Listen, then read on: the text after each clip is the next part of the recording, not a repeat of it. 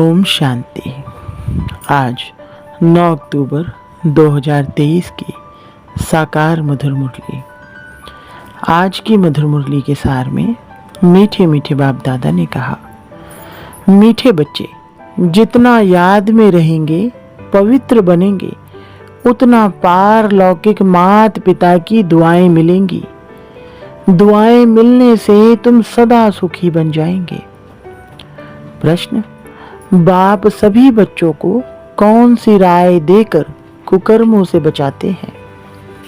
उत्तर, बाबा राय देते, बच्चे तुम्हारे पास जो भी धन दौलत आदि है वह सब अपने पास रखो, लेकिन ट्रस्टी होकर चलो।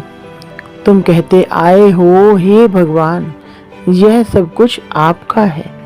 भगवान ने बच्चा दिया, धन दौलत दिया। अब भगवान कहते हैं इन सब से बुद्धि योग निकाल, तुम ट्रस्टी होकर रहो। श्रीमत पर चलो तो कोई भी कुकर्म नहीं होगा, तुम श्रेष्ठ बन जाएंगे। गीत, ले लो दुआएं माँ बाप की। ओम शांति। जो बच्चे कहते हैं हमारा मुख नहीं चलता है, समझा नहीं सकते हैं, उन्हें सेंटर की ब्राह्मणियां कैसे सिखलाएं? यह शिव बाबा समझाते हैं। चित्रों पर समझाना तो बहुत सहज है, छोटे बच्चों को चित्र दिखलाकर समझाना पड़े ना, ऐसे नहीं। क्लास में सब आकर बैठे और तुमने मुरली शुरू कर ली, नहीं। यह तो हड्डी जिगरी बैठ समझाना चाहिए।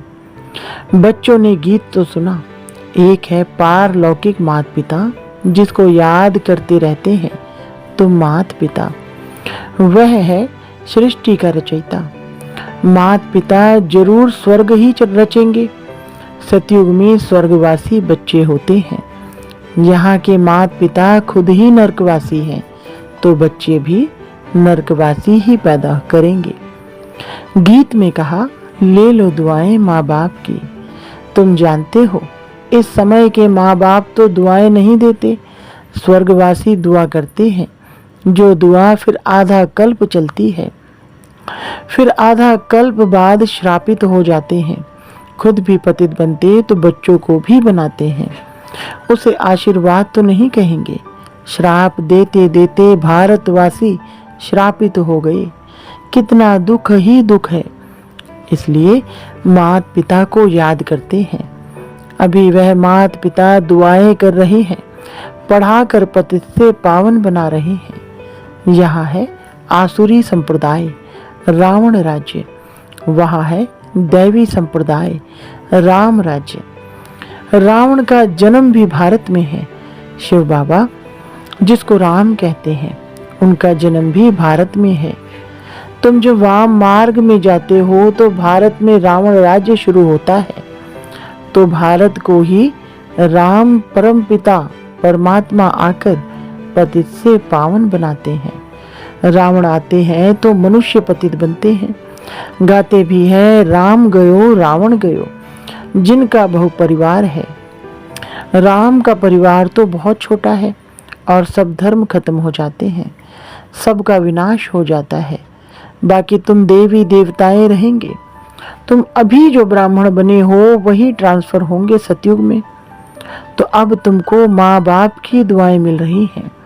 माँ बाप तुमको स्वर्ग का मालिक बनाते हैं, वहां तो सुख ही सुख है। इस समय कलयुग में है दुख, सभी धर्म दुखी है। अभी कलयुग के बाद फिर सतयुग होना है। कलयुग में कितने ढेर मनुष्य हैं, सतयुग में तो इतने मनुष्य नहीं होंगे। जितने ब्राह्मण होंगे वही फिर वहां देवता बनेंगे, वह भी त्रेता तक वृद्धि को पाते रहेंगे। कहते हैं क्राइस्ट से 3000 वर्ष पहले सतयुग था, बिफोर क्राइस्ट और आफ्टर क्राइस्ट। सतयुग में तो एक ही धर्म, एक ही राज्य था। वहां मनुष्य भी थोड़े होंगे, सिर्फ भारत होगा और कोई धर्म नहीं होगा। सिर्फ सूर्यवंशी ही होंगे, चंद्रवंशी भी नहीं होंगे। सूर्यवंशी को भगवान भगवती कह सकते हैं क्योंकि वे संपूर्ण हैं। तुम बच्चे जानते हो पतित पावन तो एक परमपिता परमात्मा ही है। चक्र के चित्र तरफ इशारा। देखो, बाप ऊपर में बैठे हैं, यह ब्रह्मा द्वारा स्थापना करा रहे हैं। अभी तुम पढ़ रहे हो। जब इन देवताओं का राज्य रहता है तब और कोई धर्म नहीं रहता है। फिर आधा कल्प बाद वृद्धि होती जाती है, ऊपर से आत्माएं आती हैं, वर्ण बदलते जाते हैं, जीवात्माएं बढ़ती जाती हैं। सतयुग में होंगे 9 लाख, फिर करोड़ होंगे, फिर वृद्धि को पाते जाएंगे। सतयुग में भारत श्रेष्ठाचारी था, अभी भ्रष्टाचारी है। ऐसे नहीं सब धर्म वाले श्रेष्ठाचारी बन जाएंगे। कितने ढेर मनुष्य हैं, यहाँ भी भ्रष्टाचारी से श्रेष्ठाचारी बनने में कितनी मेहनत लगती है। घड़ी घड़ी श्रेष्ठाचारी बनते बनते फिर विकार में जाएं, भ्रष्टाचारी बन पड़ते हैं। बाप कहते हैं, मैं आया हूँ तुमको काले से गोरा बनाने। तुम घड़ी घड़ी फिर गिर पड़ते हो। बेहद का बाप तो सीधी बात बतलाते हैं, कहते हैं, यह क्या कुल कलंकित बनते हो, काला मुंह करते हो, क्या तुम गोरा नहीं बनेंगे? तुम आधा कल्प श्रेष्ठ थे, फिर कलाएं कम होती जाती हैं। कलयुग अंत में तो कलाएं एकदम पूरी खत्म हो जाती हैं। सतयुग में सिर्फ एक ही भारत था, अभी तो सब धर्म है। बाप आकर फिर सतयुगी श्रेष्ठ सृष्टि स्थापन करते हैं। तुमको भी श्रेष्ठाचारी बनना चाहिए। श्रेष्ठाचारी कौन आकर बनाते हैं? बाप है ही गरीब निवास। पैसे की बात नहीं, बेहद के बाप के पास श्रेष्ठ बनने आते हैं तो भी लोग कहते हैं, तुम यहाँ क्यों जाते हो, कितने विघ्न डालते हैं। तुम जानते हो इस रुद्र ज्ञान यज्ञ में असुरों के विघ्न बहुत पड़ते हैं, अबलाओं पर अत्याचार होते हैं। कोई फिर स्त्रियां भी बहुत तंग करती हैं, विकार के लिए शादी करते हैं। अब बाप काम चिता से उतार ज्ञान चिता पर बिठाते हैं। जन्म जन्मांतर का कॉन्ट्रैक्ट है। इस समय है ही रावण राज्य। गवर्नमेंट कितने शाद माने करती है, रावण को जलाते हैं, खेल देखने जाते हैं। अब यह रावण कहाँ से आया? रावण का जन्म हुए तो 2500 वर्ष हुए हैं। रावण ने सबको शोक वाटिका में बिठा दिया है। सब दुखी ही दुखी हैं। राम राज्य में सब सुखी ही सुखी होते हैं। अभी है कलयुग का अंत, विनाश सामने खड़ा है। इतने करोड़े मनुष्य मरेंगे तो जरूर लड़ाई लगेगी ना। सरसों मुआफिक सब पिस जाते हैं। अब देखते हो तैयारियां हो रही हैं। बाप स्वर्ग की स्थापना कर रहे हैं। यह ज्ञान और कोई भी दे ना सके। यह ज्ञान बाप ही आकर देते हैं और पतित को पावन बनाते हैं। सद्गति करने वाला एक ही बाप है।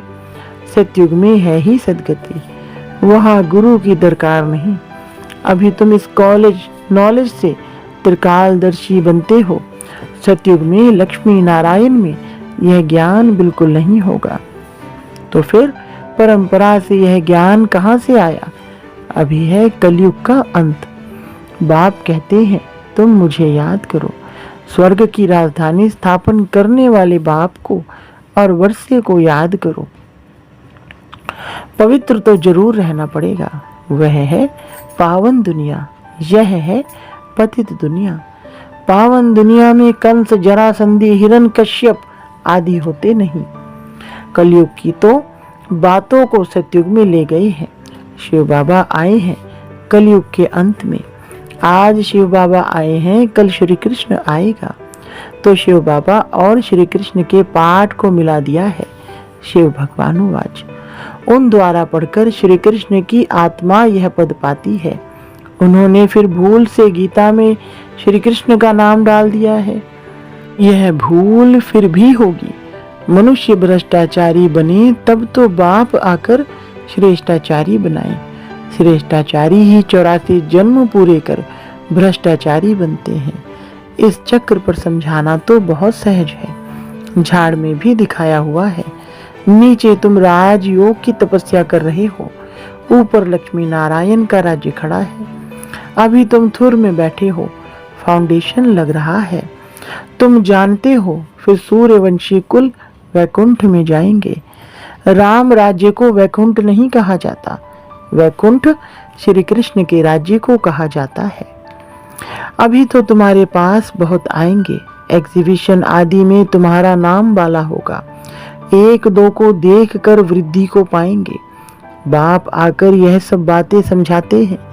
चित्रों पर किसको समझाना बहुत सहज है। सत्युग की स्थापना भगवान ही आकर करते हैं और आते हैं पतित दुनिया में, सांवरे से गोरा बनाते हैं। तुम श्री कृष्ण की राजधानी की वंशावली भी हो, प्रजा भी हो।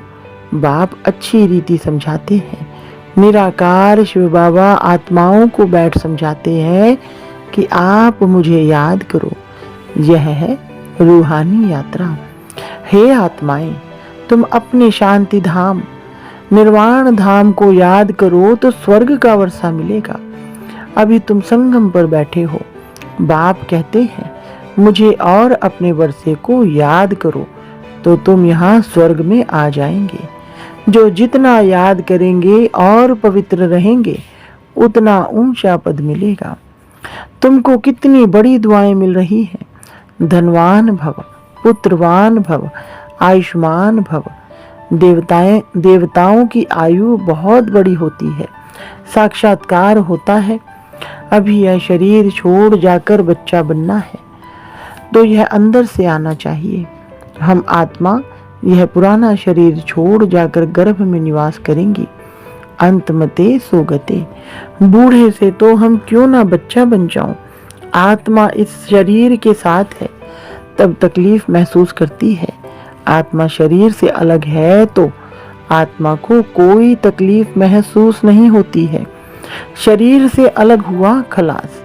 हमको अब जाना है। मूल वतन से बाबा आते हैं लेने लिए। यह दुख धाम है। अभी हम जाएंगे मुक्ति धाम। बाप कहते हैं सबको मुक्ति धाम ले जाता हूँ। जो भी धर्म वाले हैं सबको मुक्ति धाम जाना है। वह पुरुषार्थ भी मुक्ति में जाने के लिए करते हैं। बाप कहते हैं मुझे याद करो तो मेरे पास आ जाएंगे। बाबा को याद कर भोजन खाओ तो तुमको ताकत मिलेगी। अशरीरी होकर तुम पैदल आबू रोड तक चले जाओ, कभी तुमको कुछ भी थकावट नहीं होगी। बाबा शुरू में यह प्रैक्टिस कराते थे। समझते थे हम आत्मा हैं, बहुत हल्के होकर पैदल चले जाते थे, कुछ भी थकावट नहीं होती थी। शरीर बिगड़ तुम आत्मा तो सेकंड में बाबा पास पहुंच सकती हो। यहाँ एक शरीर छोड़ा सेकंड में जाकर लंदन में जन्म लेते हैं। आत्मा जैसी तीखी और कोई चीज होती नहीं। तो अब आप कहते हैं बच्चे हम तुमको लेने लिए आए हैं, अब मुझ बाबा को याद करो। अभी तुमको प्रैक्टिकल में बेहद के पार लौकिक बाप की दुआएं मिल रही हैं। बाप बच्चों को श्रेष्ठ ते श्रेष्ठ मत दे रहे हैं। धन दौलत आदि सब तुम अपने पास रखो, सिर्फ ट्रस्टी होकर चलो। तुम कहते भी आए हो हे भगवान यह सब कुछ आपका है। भगवान ने बच्चा दिया, भगवान ने यह धन दौलत दिया। अच्छा फिर भगवान आकर कहते हैं इन सब से बुद्धि योग निकाल, तुम ट्रस्टी होकर चलो। श्रीमत पर चलो तो बाप को मालूम पड़ेगा तुम कोई कर्म तो नहीं करते हो। श्रीमत पर चलने से ही तुम श्रेष्ठ बनेंगे। आसुरी मत पर चलने से तुम भ्रष्ट बने हो। आधा कल्प तुमको भ्रष्ट बनने में लगा है। 16 कला से फिर 14 कला बनते हो, फिर धीरे धीरे कलाएं कम हो जाती हैं, तो इसमें टाइम लगता है ना। अच्छा मीठे मीठे सिकिलधे बच्चों प्रति माता पिता बाप दादा का याद प्यार और गुड मॉर्निंग। रूहानी बाप की रूहानी बच्चों को नमस्ते। रूहानी बच्चों की रूहानी बाप दादा को नमस्ते जी। धारणा के लिए मुख्य सार नंबर 1, चलते फिरते अशरीरी बनने का अभ्यास करना है। भोजन एक बाप की याद में खाना है। नंबर 2, माता पिता की दुआएं लेनी है। ट्रस्टी होकर रहना है, कोई भी कुकर्म नहीं करना है।